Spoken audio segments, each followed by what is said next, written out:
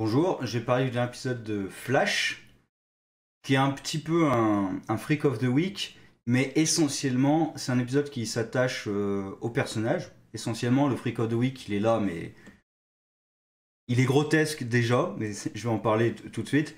Et surtout, il est vraiment pas essentiel à l'épisode.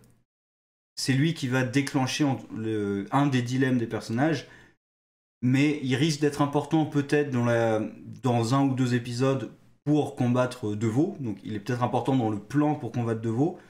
En tout cas, il n'est pas important dans cet épisode. Donc le Freak of the Week, c'est on va dire trois personnages. Qui a le type qui va servir dans le plan de Devo, donc il peut échanger les pouvoirs des autres. Au début, j'ai cru qu'il pouvait absorber les pouvoirs des autres, mais finalement non. Finalement, il a vraiment un pouvoir inutile, pour lui en tout cas, utile peut-être pour les autres, mais pour lui c'est inutile. Il peut échanger les pouvoirs des autres. Alors le truc un peu bizarre, c'est qu'il s'en est jamais rendu compte. Alors après, on sait pas combien de fois il l'a fait, donc mais c'est étrange qu'il se soit jamais rendu compte qu'il échangeait les pouvoirs. Lui, il était persuadé de les supprimer entre guillemets. Mais voilà, on sait pas. Peut-être qu'il l'a fait deux trois fois, donc oui, il s'en est peut-être pas rendu compte. Et on sait pas quel genre de pouvoir. Il y a des pouvoirs qui sont plus ou moins visibles que d'autres. Bref. Du coup, ce personnage m'avait un peu inquiété parce que je pensais que ça allait être un épisode de vol de pouvoir. Que Flash allait se faire voler ses pouvoirs et que du coup, il allait devoir les regagner contre un méchant qui a les mêmes pouvoirs que lui.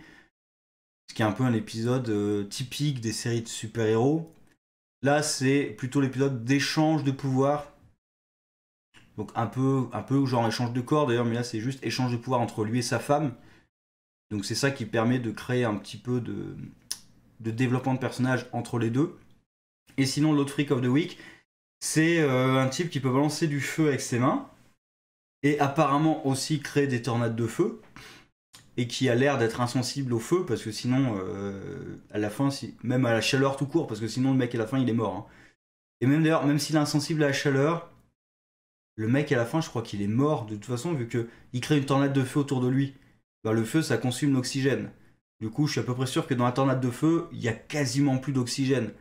Donc je pense que le mec est en train de s'asphyxier.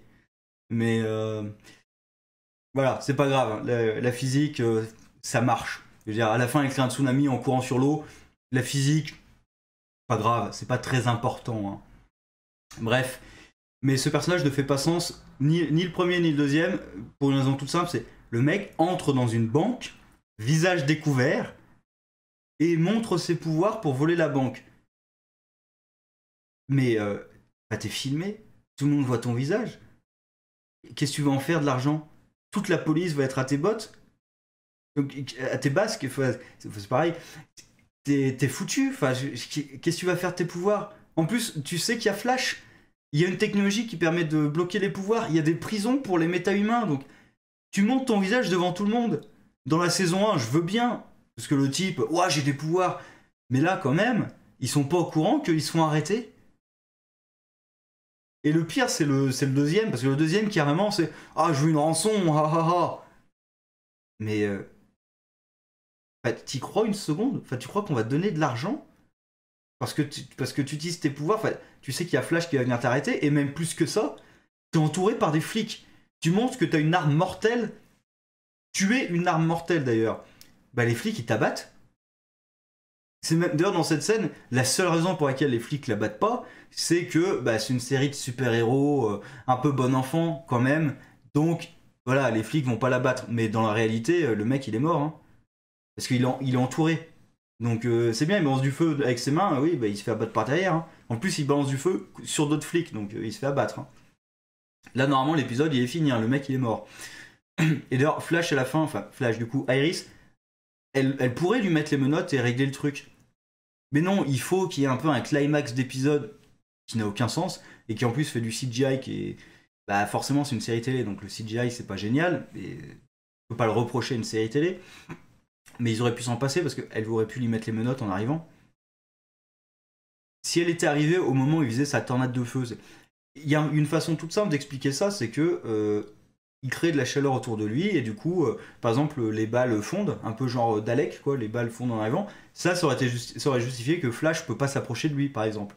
Mais là, il a aucune raison de pas s'approcher. Elle a aucune raison de pas s'approcher de lui. Elle pourrait l'arrêter en 10 secondes. Même moins, beaucoup moins d'ailleurs. D'ailleurs, l'autre qui intervertit le pouvoir, elle lui met les menottes dès qu'elle arrive. Donc l'autre, elle pourrait lui mettre les menottes aussi. Mais voilà, ce personnage fait aucun sens.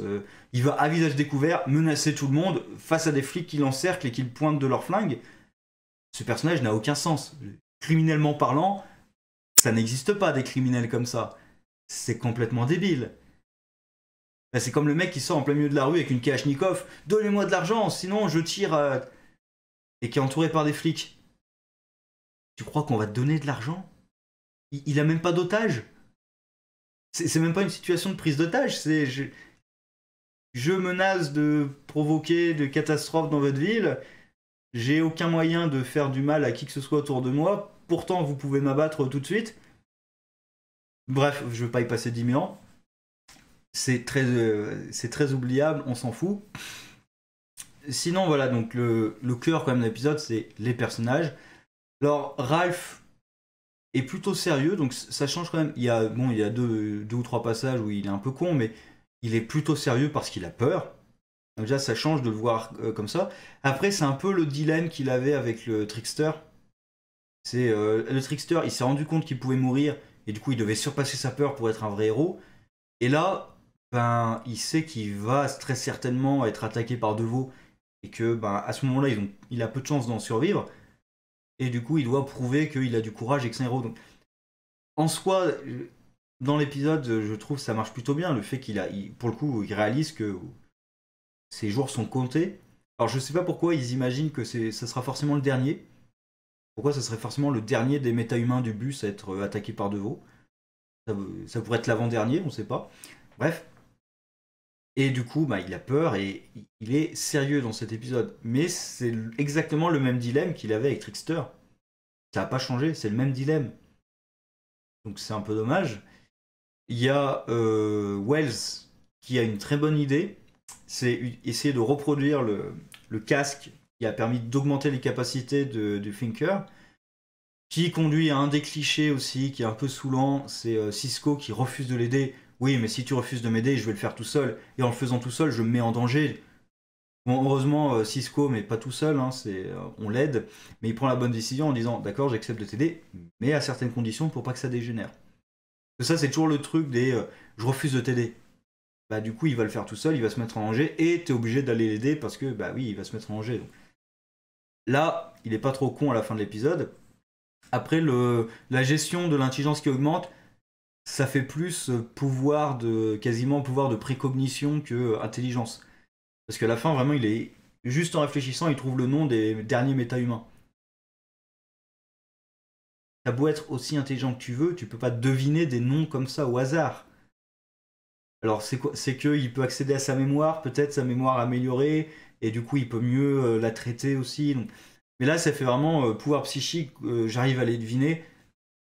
Alors qu'il aurait juste mis devant un écran avec justement son casque, on aurait pu imaginer que avec son intelligence et par des recherches, il les avait trouvés. Là, c'est vraiment, il les a sortis. Mais bon, en soi, c'est pas trop gênant. Hein. C'est un effet de style de l'épisode, mais bref. En soi, le plan de Wells est plutôt bon. Cisco a tout à fait raison de lui dire de ne pas mettre de la matière noire, vu que ils sont pas au courant, mais c'est quand même ça qui a provoqué que le Thinker, donc Deveau, se retrouve dans son fauteuil roulant et soit en train de mourir. Donc voilà, il n'utilise pas de la matière noire, c'est pas une très bonne idée. Donc voilà. Après, est-ce qu'ils vont le réutiliser ou est-ce qu'ils l'utilisaient juste pour trouver les noms des méta-humains? Parce que quand même, c'est quand même dangereux, un truc qui manipule le cerveau. On verra. Ce serait quand même une bonne idée de le réutiliser. Et ensuite, le gros de l'épisode, c'est quand même Barry et Iris. Alors en soi, ce qu'ils font me dérange pas. Mais la problématique d'Iris, en fait, elle est introduite par Ralph. Elle n'existait pas. Enfin, moi, je l'ai pas vu en tout cas dans cette saison. Elle n'existait pas avant. C'est Ralph qui l'introduit et quasiment l'a créé dans l'épisode. C'est oui, mais toi, tu restes bien confortablement dans la base. Alors bon, sachant que la base est envahie tous les 2 jours, ouais, je suis pas sûr que ce soit très confortable. Mais bon, la base a été envahie par des nazis quand même dans cette saison. Hein. Donc voilà, et donc il lui dit, toi t'es au confort et nous on est en danger à l'extérieur, on se met en danger à l'extérieur et tout. Bon, c'est un peu c'est la peur qui parle, donc il dit un peu des conneries. D'ailleurs, tout le monde dit à Iris que bah non, c'est n'importe quoi, qu'elle est primordiale à l'équipe et tout. Et c'est elle qui, à cause des paroles de Ralph, se crée son problème dans sa tête. Le problème de Barry, lui, est un peu plus concret, mais on n'y passe pas trop de temps, donc c'est un peu dommage. Ils auraient pu vraiment développer ça, c'est l'idée que Deveau lui prend tout. Il a perdu son boulot. Le problème, c'est, comme je dis, on devrait y passer plus de temps parce que moi, je ressens aucun impact.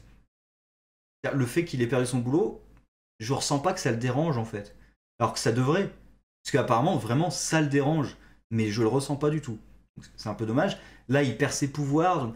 En plus, il a peur que Deveau a tué quelqu'un dans lui. Deveau va peut-être tuer d'autres membres de l'équipe. Donc voilà, c'est Deveau prend tout ce qu'il y a dans sa vie, tout ce qu'il y a d'important à ses yeux, et ça l'inquiète. C'est intéressant. Après, je ressens pas le drame de vraiment avoir perdu son boulot. Comme ses pouvoirs ont été donnés à sa femme, il les a pas vraiment perdus. Alors il l'entraîne et tout. Donc si ça avait été donné à un étranger encore, d'accord, mais là c'est donné à sa femme, ça reste dans la famille. Donc c'est voilà, c'est un peu dommage. Après, j'ai bien aimé, mais voilà, sans plus. Et sinon, de toute façon, le reste de l'épisode, le Freak of the Week, ça n'a aucun sens. C'est là parce qu'il faut que Iris teste ses pouvoirs en fait. Vraiment, c'est là parce qu'il faut qu'à la fin Iris utilise ses pouvoirs. Et qu'au début on découvre le méta-humain, donc il faut qu'il ait une situation, le méta-humain du bus, donc il faut qu'il y ait une situation où il utilise ses pouvoirs en public.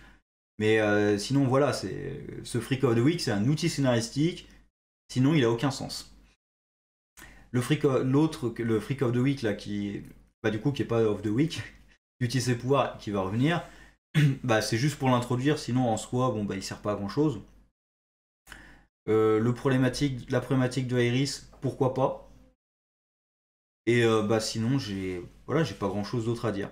Sur ce, au revoir.